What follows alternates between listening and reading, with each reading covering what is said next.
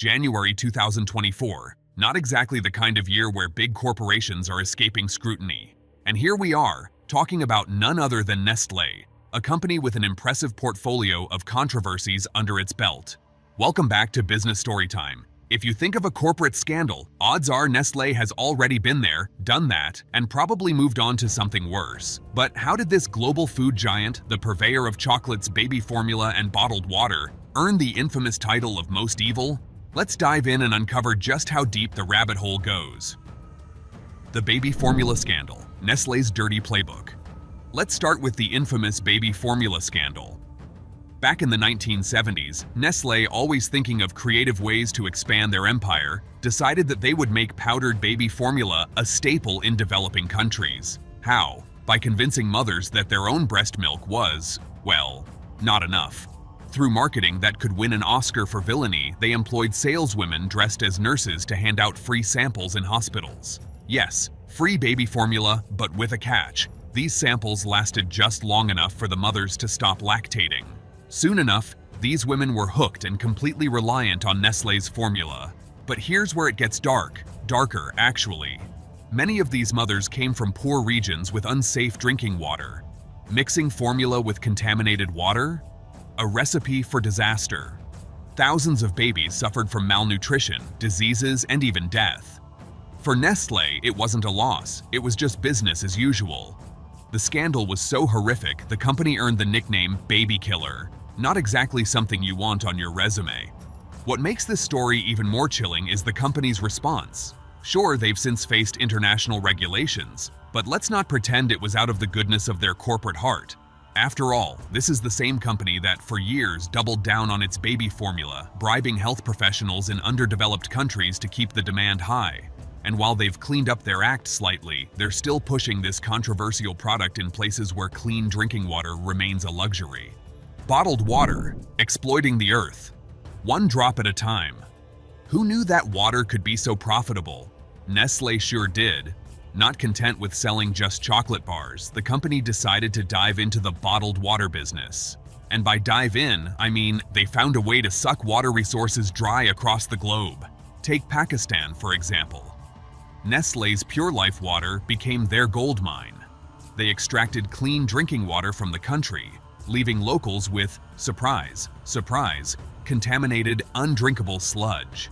In California, where droughts are a part of everyday life, Nestlé continued pumping water from natural sources for decades, often without permits.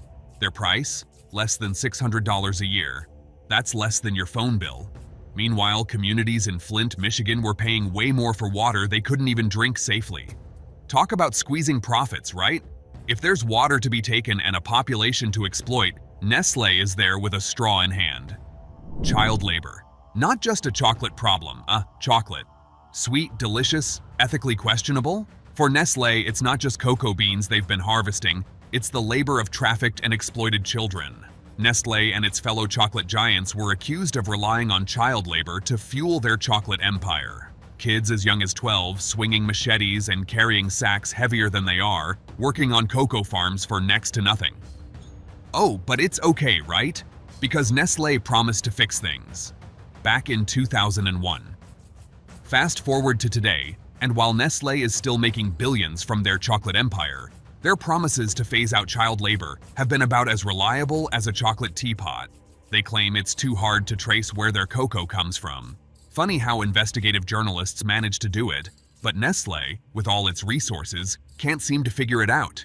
And let's not forget the lawsuit that Nestlé faced when children who had been trafficked to cocoa farms tried to hold them accountable. Did Nestlé take responsibility? Nope. Instead, they argued that international standards didn't apply to them, because morality is optional when you're making candy bars. Environmental impact, pollution, plastic, and poison. Nestlé's environmental footprint isn't just big, it's stomping all over the planet. Remember those bottled water operations? They're wrapped in plastic, single-use plastic to be specific.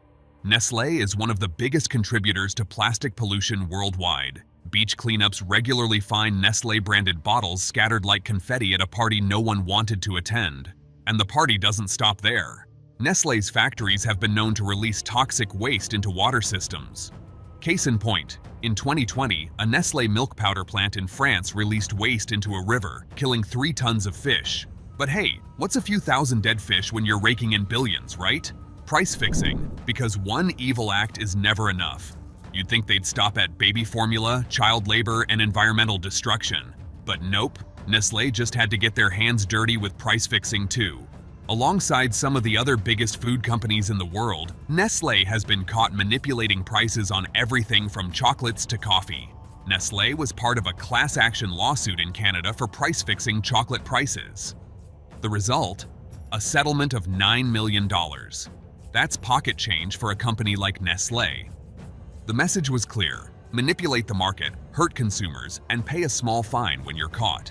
In Germany, they pulled a similar stunt in the chocolate and confectionery market, leading to parallel investigations.